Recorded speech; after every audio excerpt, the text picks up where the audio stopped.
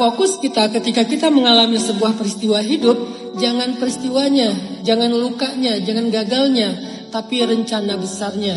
Karena seringkali kegagalan-kegagalan, luka-luka, kesedihan-kesedihan itu adalah gambar-gambar kecil yang mengutuhkan sebuah gambar besar yang bernama anugerah.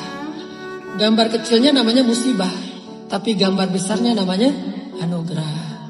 Gak akan jadi anugerah sebelum kita sabar menunggu sampai gambar-gambar kecil ini saling mengutuhkan satu dengan yang lain.